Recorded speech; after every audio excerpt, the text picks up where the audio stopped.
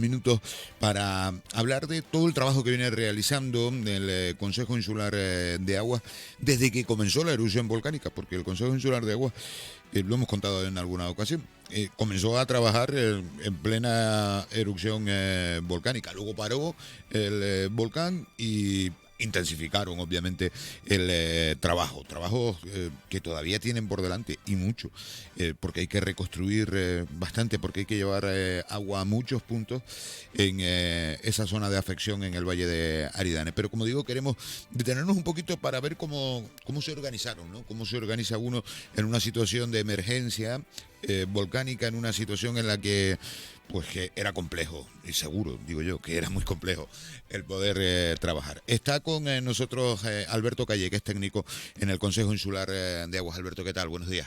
Buenos días. ¿Qué tal? ¿Cómo estás? Bien, ahí estamos trabajando todo lo que podemos.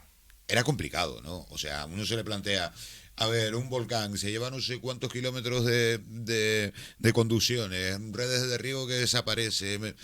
Era complejo, uno miraba, me imagino que ustedes en el consejo miraban el mapa según iba avanzando la lava y decía, bueno, esto va a ser complicado. Pues efectivamente, viendo ese ámbito de la isla, ¿no? Vimos el sistema hidráulico que había y la importancia que tenía. Hay que recordar que ahí se centran las principales demandas hidráulicas, ahí están las grandes áreas de cultivo de la isla. También hay un núcleo muy importante desde el punto de vista turístico, que es Puerto Nao, y vimos el potencial desastre que la erupción volcánica podía tener. Y bueno, pues que al final, por desgracia, pues ocurrió.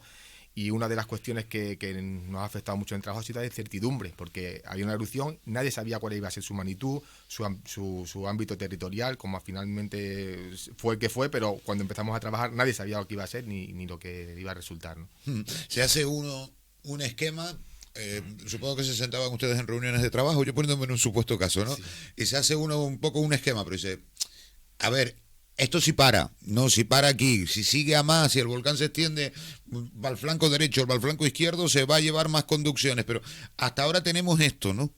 Sí, pues así fue, ¿no? Efectivamente, vimos todo el tipo de infraestructura que había y los servicios a los que prestaban atención, y hicimos una serie de prognosis. ¿Qué pasa si para aquí? ¿Qué pasa? Pero siempre utilizamos la prognosis más desfavorable, que era que lo que pasó realmente, que fuese de monte a costa y arrasase con todas las conducciones hidráulicas que había, que para más hándicap, el sistema hidráulico estaba configurado de manera tal que todos los flujos de agua fluían del norte del valle hacia el sur. Entonces no había otras alternativas. Y el volcán lo que hizo fue seccionar esas arterias de transporte y por lo tanto quedar sin agua a toda la parte ubicada al sur del volcán. Y después, ¿cómo se organiza uno, Alberto, para ver prioridades? Es decir, a ver, esta es una prioridad, pero aquí no se puede actuar porque está la lava caliente y no podemos hacer nada, aunque queramos. Tiene que ir uno marcándose prioridades, pero prioridades que pueda uno ejecutar. Claro, aquí lo que vimos es que áreas estaban también, pues durante los primeros días de erupción, los distintos administraciones iban sacando prognosis de cómo podían ser las manchas de ocupación de las lavas, ¿no? Entonces, pues también un poco apoyado en ellas, digamos, fuimos planificando los usos a los que teníamos que atender, que básicamente eran dos, el urbano y el agrícola, ¿no?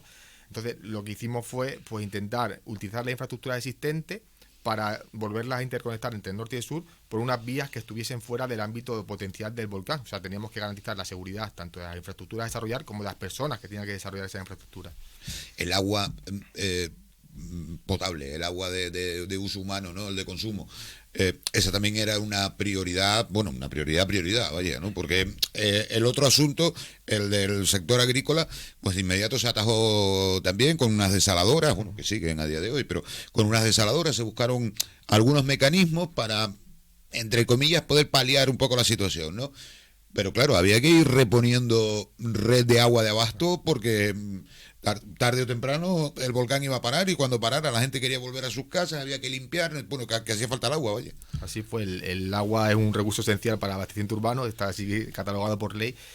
Y en atención a ese servicio que teníamos que prestar, pues quiero recordar que fue a los pocos días a principios de octubre ya se declaró una obra de emergencia que atendía a paliar esa deficiencia, ¿no? Que fue una obra que al final se hizo por la cumbre desde un depósito que existía en las cuevas de 17 kilómetros de conducciones y que al final en torno a febrero pusimos en funcionamiento, o sea, en 2 o 3 meses con bombas, con con muchos kilómetros de tubería, que eso fue otro hándicap de las obras, es decir, la mayoría de los materiales no estaban en la isla, hubo que traerlos de fuera y la gestión para traerlos de manera más pronta posible también fue clave para poder poner en servicio cuanto antes esas actuaciones. Siempre venimos repitiendo, ¿no?, que durante la emergencia y en el postvolcán también, el trabajo ha sido intenso, además, en el Consejo Insular de Aguas y en otros muchos organismos, ¿no? Pero durante la emergencia, cuando tomaron aquella decisión en el Consejo de decir, bueno, el volcán está aquí, pero nosotros vamos a empezar a tirar kilómetros de tubería o metros de tubería por aquí, y el volcán estaba en plena erupción. Me imagino que también era, como técnico, también era decir, una responsabilidad, esto hay que hacerlo, pero espera que está el volcán ahí, ¿no? Efectivamente, o sea, como comentaba antes, una de las grandes dificultades de la ejecución, por un lado, obviamente ha sido la ejecución, la exposición de todas las personas que hemos participado, pero por otro lado la incertidumbre. Estamos ejecutando infraestructuras públicas en un ámbito próximo al volcán, que nadie sabía. Teníamos nuestro cierto resguardo de que entendíamos que era muy difícil que llegase donde estábamos haciendo las obras, pero no se sabía. Ya en la última erupción hubo otra boca que salió hacia el lado este de la isla y demás. O sea, siempre está en un fenómeno natural que es incontrolable y siempre hay incertidumbre. Y eso fue la verdad que un quebradero de cabeza durante la fase volcánica. A ver, que estamos hablando mucho además también de una obra del Consejo Insular de Aguas, ¿no?, que es la obra que va por la Fajana. Es una obra que supongo se analizó muy bien en el Consejo y no es la mejor alternativa. Un día nos explicó aquí el consejero, que no es técnico obviamente, pero que estará en esas reuniones, nos explicó el consejero que era la alternativa, no había otra. Efectivamente, a ver, esa actuación, que de las 5 que hemos desarrollado ha sido la última en iniciarse, y es una actuación que ya es post-erupción, toda vez que ya finalizó la erupción volcánica. También tardamos más porque hasta que pudimos meternos sobre el ámbito de las coladas por temperaturas y demás, pero una vez iniciada y sobre todo la definición de ese trazado obedece a las razones, digamos, de sostenibilidad, a las razones de minimizar los consumos energéticos. O sea, que fue el razonamiento principal por el cual se define esa actuación. Esa actuación, en síntesis, viene a simular una conducción hidráulica que había anteriormente al volcán, que se destruyó, y lo que estamos reproduciendo es esa conducción por un trazado lo más parecido posible para que el régimen de funcionamiento sea el que había antes y podamos utilizar gran parte de la infraestructura que estaban asociados a aquella conducción y por lo tanto ponerla al servicio cuanto antes. Esas son las premisas para que nos han llevado a decidir ese trazado. Porque se podría hacer con otro trazado, pero llevaría luego un coste energético, habría que elevar el agua, o sea que no sería eficiente, no sería para nada. O sea, podríamos hacerlo sin tocar la Fajana, ¿no? Pregunto. Sí, se podría. Había otras alternativas sin tocar la Fajana. Obviamente, sí iban a tocar el ámbito del volcán, porque hay que atravesarlo bien por la Fajana, bien más arriba.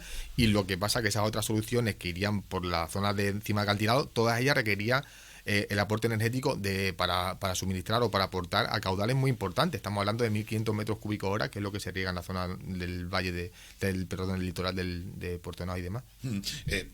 Que además tampoco por ley no se puede. Es decir, a partir de...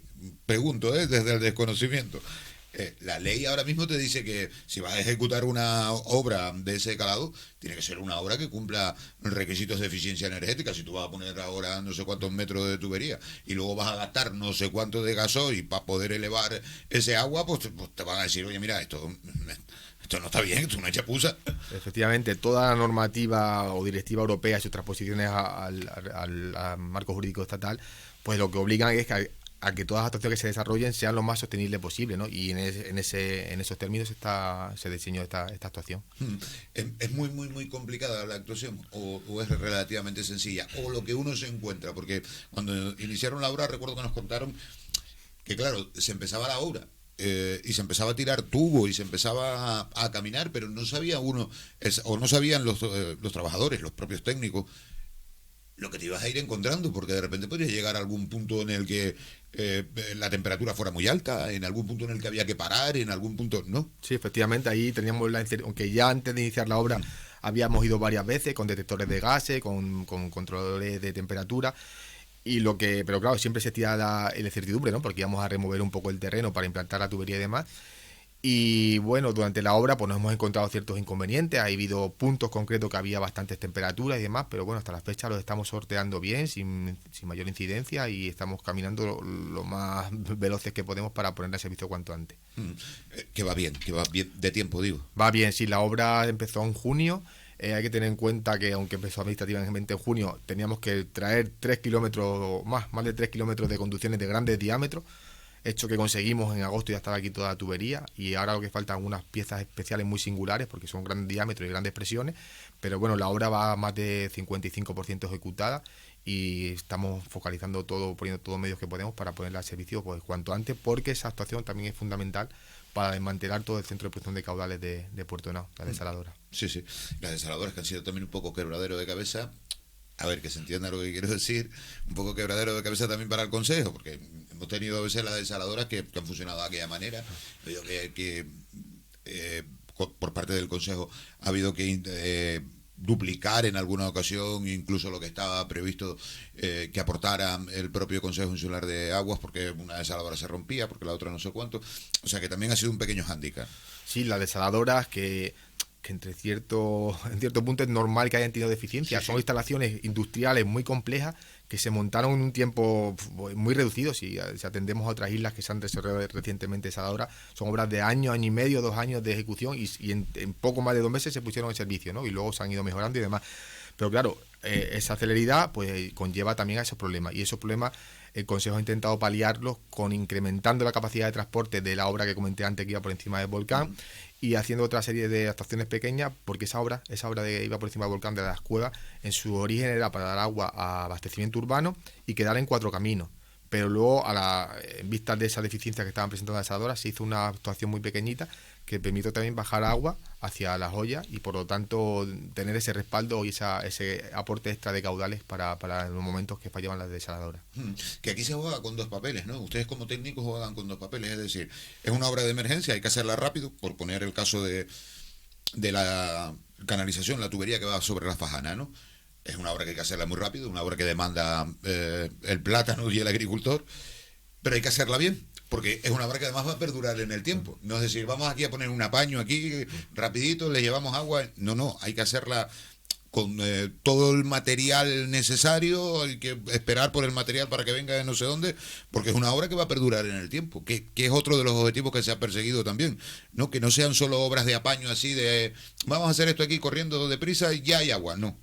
No, efectivamente, la premisa fue que las obras dieran servicio a la necesidad inminente, pero al mismo tiempo sirviesen para potenciar el sistema hidráulico. De hecho, por ejemplo, volvemos a la estación de bombeos en altura, esa actuación ya la Reserva Biosfera, a través de los fondos que han conseguido a través del Ministerio, tienen previsto prolongarla, porque es una zona catalogada de riesgo de incendio. O sea, aprovechó esta obra que hemos hecho nosotros para mejorar el sistema de contraincendio de ese ámbito y al mismo tiempo tener un respaldo de abastecimiento urbano para Fuencaliente ante escenarios de problemas en su red de transporte ordinaria, ¿no? Entonces, siempre fue una premisa que estas actuaciones, aunque atendiesen a la emergencia, sirviesen para mejorar el sistema hidráulico, y yo creo que así están siendo. De hecho, Las Fajanas va a ser una estación ya definitiva en cuanto a aportar otra vez los recursos hídricos que había anterior a la erupción volcánica.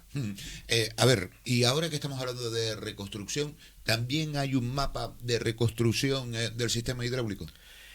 Nosotros ya tenemos varias ideas para cómo reconfigurar los principales ejes de transporte, ¿no? Aquí lo cierto es que no es una decisión de una única administración, porque ahí también está por medio de agricultura, ¿no? Como no puede ser de otra manera.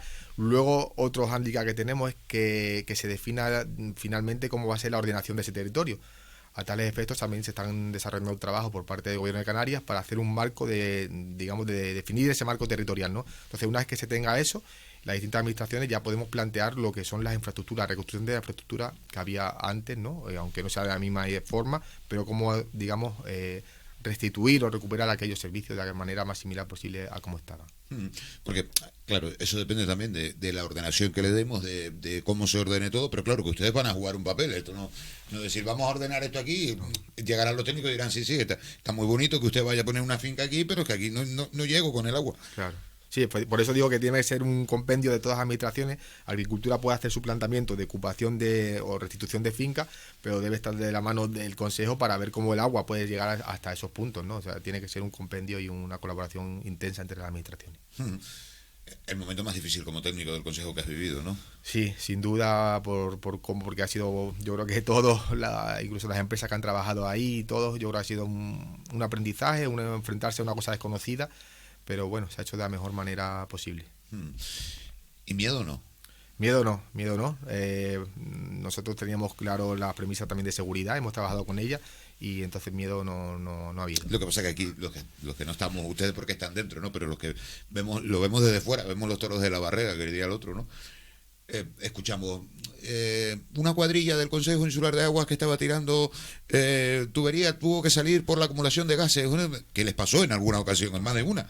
Y claro, decimos nosotros, cuidado, ¿no? Esta gente está corriendo un riesgo ahí. Así fue, eso pasó más de una ocasión, pero precisamente el hecho que pasase es que muestra o pone manifiesto que había medidas de seguridad para controlar esos escenarios, ¿no? Yo recuerdo una noche que estábamos en Puerto Nao y fue una de las últimas coladas de lava que salió hacia el sur y tuvimos que un convoy de un montón de coches evacuarse de ahí de manera deprisa y corriendo, pero no pasó nada porque se hizo con antelación y yo creo que las medidas de seguridad fueron las correctas. Bueno, te pregunto, pero ahora estamos hablando del volcán, tenemos un trabajo hídrico en la isla que hacer. Estaba yo mirando antes y contándole a los oyentes, por ejemplo, para este fin de semana las temperaturas se van a llegar a los 28, 29 grados en muchos puntos de la isla durante este fin de semana, final del mes de noviembre. Si hay un cambio climático, que parece evidente que lo hay, tenemos un curro, ¿eh? Sí, eso es un reto muy importante que tenemos por delante. Como dice, la precipitación, el régimen de precipitaciones va disminuyendo y eso hace que el agua que haya en el acuífero cada vez va siendo menor. Entonces, en ese sentido, el consejo que tenemos esa expectativa de disponer más puntos de extracción de agua o habilitar los que ya están existentes como un hecho para disponer de más agua, pero no solamente es contar con más cantidad, sino la que hay, preservarla mejor y utilizarla mejor. Entonces ahí también tenemos que corregir bastante pues, todos los agentes que intervienen a nivel de hidráulico, el tema de las pérdidas y también la eficiencia de los consumos, ¿no? Para pues consumir el agua que se debe consumir, tanto en abasto urbano y sobre todo el riego, que es el gran uso demandante de agua en la isla. Sí, tenemos que tomar conciencia también, ¿no? Un poco, que está... te pasará como técnico y lo verás a diario. Estamos un poco los palmeros acostumbrados a, bueno, hay agua, no te preocupes, que hay agua. No es así, no hay agua. El acuífero ha ido disminuyendo, los recursos hídricos cada vez son menos en la isla. Ahora hablabas tú de los datos de pluviometría que han bajado muchísimo. Vamos a tener que empezar a tomar un poquito más de conciencia todos. Yo creo que ya lo estamos empezando a tomar, ¿no? Ya en 2020 se pasó una situación bastante perentoria y creo que ya vamos siendo cada vez más conscientes, pero es obvio que tenemos que hacer todavía un esfuerzo importante para mejorar la gestión del agua. Te voy a agradecer este rato con nosotros, Alberto, te voy a agradecer las explicaciones y te voy a desear suerte porque queda un curro por delante, queda muchísimo por delante. A mí me enseñaron el otro día en el Consejo Insular de Agua un poco el cronograma, que no te he preguntado yo, pero el cronograma que tienen y claro, queda un trabajo por delante intenso, ¿eh? Para nosotros es un reto y estamos todos muy motivados con la intención de mejorar porque el agua es un recurso esencial, lo dice la ley y tenemos que preservarlo. Te agradezco este ratito aquí con nosotros, muy amable. Muchas gracias.